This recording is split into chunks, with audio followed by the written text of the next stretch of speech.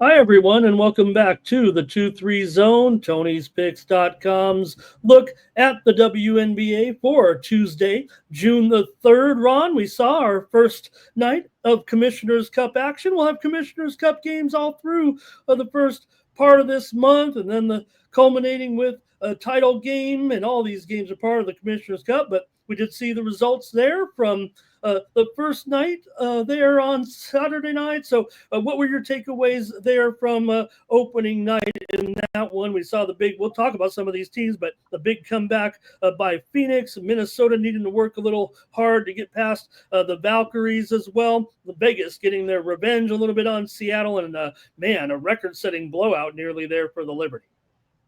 Yeah, I went 1-1 on my premiums that day. My best bet, Phoenix did win outright, and that was a good one right there. We talked about how the Sparks are just not there yet without those two big bodies coming in, and when they get back, will be a little different story for them. And then I took the under in Minnesota, and then all of a sudden, here's Collier. She's playing, so I was like, and it almost still got there, believe it or not. I had 159.5, and it was like 162. So hey, we know that Minnesota plays defense, but we also know something about the Minnesota Lynx now. They like to win. They don't like to cover, but they did just barely on Saturday. So, Sunday, excuse me. Minnesota did cover that by a little 1-2 point margin there, depending on where you got it. So, but I still think I think we've narrowed down Minnesota how they play. Congratulations to the Aces. I still love Seattle at home. You'll see it tonight again. Going with them again, but it was clearly a revenge spot for the Aces. They got him thoroughly embarrassed by 20 on Seattle's home floor, and they got their revenge big time. And how about the Liberty, man? They said nothing's going to stand in our way. We're just going to blow everybody out. That's another good defense there. You got to look at the under strong when they're playing as well. They might be looking to make sure they get the money this time around after the Lynx won the Commissioner's Cup last time. So, Sunday night were those opening games in the Commissioner's Cup. Take note, you saw pretty much 6 of the teams in action of the Western Conference so far because, they have one more team. So they're playing actually one more game in the Commissioner's Cup than the Eastern Conference team. So same thing here again tonight. Let's get into it. Don't tip your hand, Ron. We want to hear what you have to tip it on the games here on Tuesday night with Washington taking on Indiana in their first game here in the Commissioner's Cup. Washington coming in 3-4, Indiana 2-4, but we know their situation right now with the injuries here with Clark, but also with Colson, with Cunningham. Players that are supposed to step up are a little dinged up. Ari McDonald was signed today by the Fever. Pretty good signing there, I would think. A player who was a runner-up for the Rookie of the Year, was a lottery pick, still a very young player, could still stay with this team. It might end up being a numbers game for McDonald to stick around, but right now, emergency hardship, they need it because of the situation here with the Fever. Washington's lost 4 of 5 all of a sudden. They were one of the darlings early on. Fever have lost 3 straight here right now, Ron. 3 straight. Yeah, look at that. And they were thoroughly embarrassed by her old team, man. How do you lose to the Sun? I mean, the Sun are just horrible. We've seen that. We know that. Indiana, we know. So they've lost 3 in a row, 2 without Caitlin. We know what's going on. But I think this is a spot that Stephanie White gathers the troops here. They did lose at Washington going in there. So now they get them back at home in Gainbridge Arena. And I know Stephanie's not going to stand for that. I'm going to lay it with a Fever. You could probably get money line by the time this one starts. Is going to come down, obviously, with the news for the injuries there. But Lexi Hall and Kelsey Mitchell, they got to step up, man. They really do. I don't expect too much scoring. Even in Phoenix, we didn't see too much scoring from Sophie Cunningham. But, that big presence, it really helps, and good assists and rebounds and things of that nature. But I'm going to lay it with a Fever. I think it's a great spot. Home, revenge, bounce back, and they just got thoroughly embarrassed by the Sun. Lay 4.5 there or so with the Fever. Total 162 in this one. I'll probably look to the total here as well. It was 83-77. You mentioned that game back on May 28th, Ron. Washington in 1, and got the money. Obviously, they were 4-point dogs at home in that one. They're 4-point dogs on the road this time because of Clark's absence, and also Washington also won the last two games that these two teams met last year. Interestingly enough, but for me, I'm going to head to the under here in this one. Look, I want Howard here to have a strong game, but she's got to have a strong game of the Fever. They're going to have a chance. It feels like right now Washington is 2-5 to the under and 1-4 to the under as an underdog. Even though the Fever are 3-1 to the over at home, they are 2-3 to the under as a favorite. So I'm going to go with the under here. First game of the Commissioner's Cup for these two. Ron says take the Fever in that one. Okay, Ron, is this the game of the year so far in the WNBA? Not excluding, of course, the anticipated matchups, but the surprise matchup here of the Minnesota Lynx at home, favored by 10 or so here against the hot Phoenix Mercury.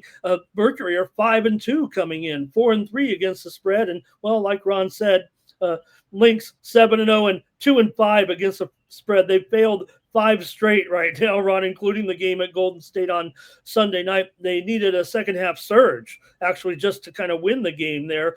Phoenix has won 3 of 4, including that win over LA, but they were plus 4.5 in that one. They had to rally from 13 down in that game to win over the Sparks. So this feels like a pretty good matchup. The defending Commissioner's Cup champions against a definite surprise team so far in Phoenix. Yeah, until the Lynx show me that they want to cover a spread and not just win a game, I'm going to look the other way. We just saw this matchup in Phoenix. It was 74-71, a strong under. I do like the under as well in this, but I'm going to take, that's way too many points. I think I'm going to take the points with that surprising Phoenix Mercury this year. I actually had them as a best bet on Sunday too. So Phoenix.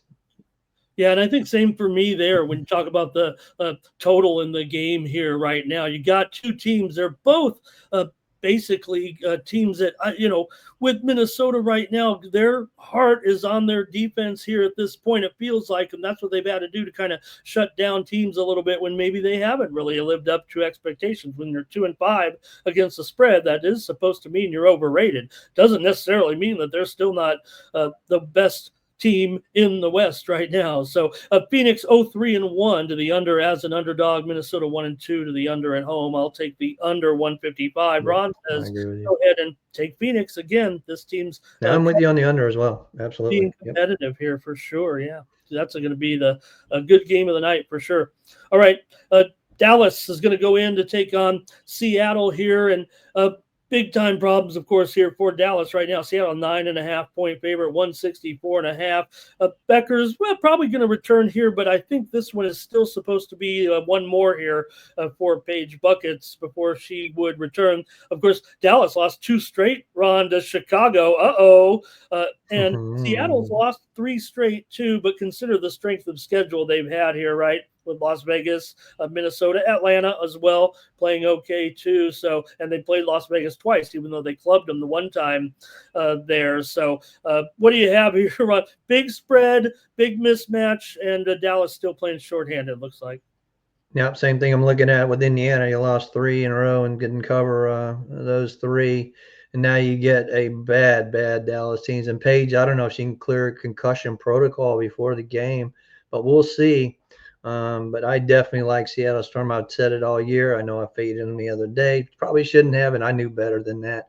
The Aces were going to come back and get a revenge. But this one right here, they went down there to Dallas earlier in the season, got the win on cover.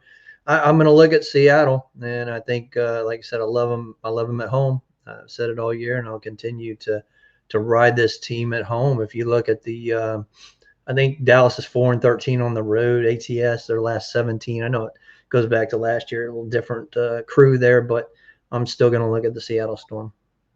No, it does feel like a a blowout here, possibly for sure. But I'll end up on the total. But Gabby Williams 20 versus Las Vegas. They closed that game, Ron, to about 4 points there in the second half, as the Aces had trouble getting going in the third quarter, but eventually the Aces led by 14 at the end of the third, and they closed the single digits again, but then the Aces went off again. So that was a bit of revenge for sure, it felt like, for the Aces here. And yeah, I think we saw it get down to what, 6 or 7, and then boom, it's up to 15. I was like, oh, it's over. Yeah, but It's look, all over.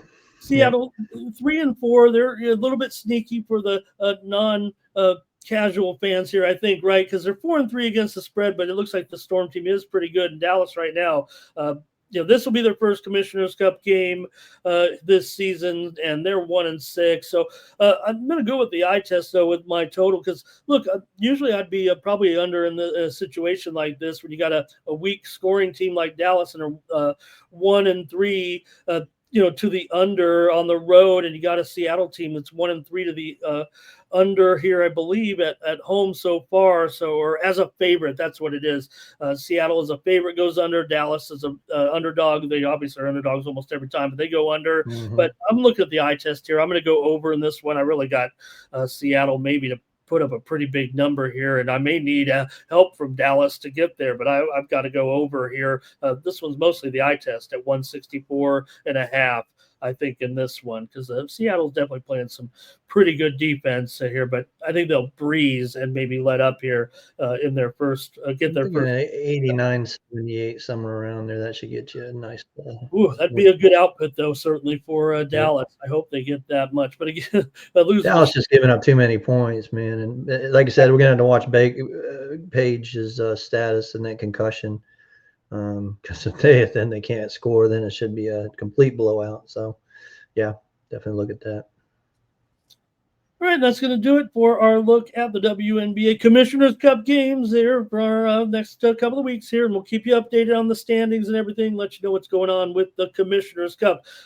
Unlike the men's tournament. Now remember, the women did it first. The women have done it for years. So. Right. The men copied the women. The women have been doing it. Remember, the money is a little bit more significant percentage-wise on the ladies' side than, even though they gave the men the money too, they still kind of joked about it here. The women, they want this. They want this money. I promise you that. All right.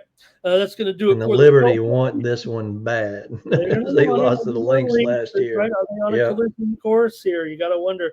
All right, Ron, what's going on here? You already told me you're going to have, he may have said it, he may have not. We're not telling you, but I know he's got a premium pick, at least one or two in this group. So what else is going on this week? We were bored to tears on Monday, but we're back at it here on Tuesday. Sure was. What a day on Monday. Pretty much nothing. Like 5 games in Major League Baseball. And then, we got some Game 7s in college baseball. Me and Ramon cover those. So you'll be looking forward to next weekend's Super Regionals. And me and Ramon have some coverage for you on that one. But yeah, definitely. Well, you got some French Open, right? Did you get some tennis guy going on there too? And one of our new guys, Alessandro, is on French Open as well. So look for those picks with Ramon and Alessandro. But no, for me, I'll probably have 1, maybe 2 for Tuesday night, but we'll see. I got to look at the injury report. It's going to determine a lot for my plays tomorrow. But I still got that pass up. You can get that right now at Tony'sPicks.com. And I think I'm top 5 still on the leaderboard there. So, doing well in WNBA. Keep it rolling. Yeah, for sure, Ron. You're right up there in the W right now as we get going here. And I've got my picks also over at Tony'sPicks.com in the WNBA. And a NBA, NHL we'll mention as well coming up this week with the Stanley Cup Finals and the NBA Finals. And, of course, Major League Baseball all week. Yeah, a little college baseball in here. And we'll find some other sports over at Tony'sPicks.com. Use the promo code TonyT at checkout to save 15% off all premium pick packages. Not just from Ron and I, but from all the cappers there at Tony's Picks. All right, that's going to do it for the 2-3 zone. We'll catch you again tomorrow with more coverage. For Ron Crawford, I'm Ramon Scott. Thank you for joining us. Good luck, everybody.